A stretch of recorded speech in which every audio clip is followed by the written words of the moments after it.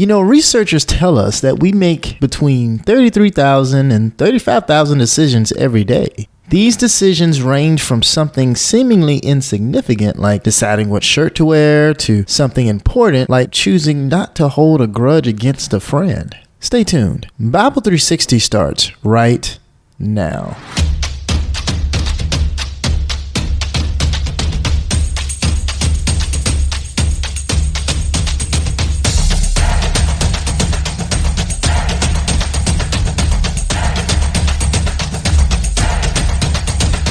Welcome to the Bible 360 podcast, and welcome back if this isn't your first time tuning in. I'm your host, Keyston France, and out of the thousands of choices before us, one is more important than the rest. In fact, this one choice helps determine the trajectory of our lives. What is this simple yet profound choice? Well, if you haven't guessed it already, I'll tell you. You must choose who you will serve today. Will it be yourself or the Lord? Now, before you decide, think about this. Yeah, I said that kind of early.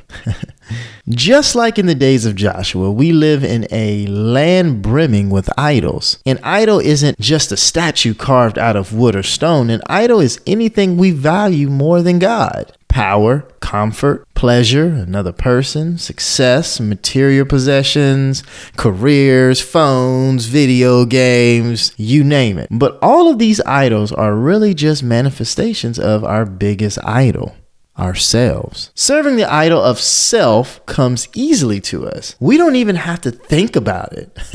It just happens. Serving the Lord, on the other hand, never just happens. Instead, we must make an intentional choice to serve Him above everything else, including self. This isn't a one-time decision, but one that is lived out day after day after day after day. The first step in crushing the idol of self is recognizing that God isn't our butler in the sky. You know what a butler is, right?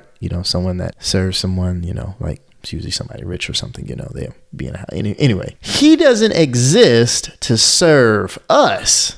Okay, right? Like a butler would serve a person or family or things like that. He doesn't exist to serve us, but guess what? We exist to serve Him. As this truth permeates our hearts, we willingly place ourselves at His disposal, eager to serve Him however He chooses. But here's the thing. In response to who He is and what He's done, serving Him should be a delight, not drudgery. Or to say it another way, we don't have to serve the Lord, okay? We get to.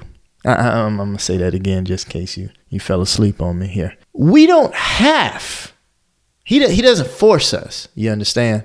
We don't have to serve the Lord. We get to. This is exactly what Joshua wants his fellow Israelites to grasp in Joshua chapter 24. And I'm going to read in your hearing verses 14 through 15. Fear the Lord and serve Him with all, not some, all faithfulness. But if serving the Lord seems undesirable to you, choose for yourselves this day whom you will serve, whether the gods your ancestors served beyond the Euphrates or the gods of the Amorites in whose land you're living. But as for me and my household, we will serve the Lord. Throughout the chapter, he uses the word serve 17 times, imploring the people to remain faithful to the Lord. Here we find Israel at a pivotal point. After several years of war, most of the promised land is now under their control. While their past had been filled with physical battles, Joshua knows their future will contain spiritual battles too, battles for allegiance of their hearts.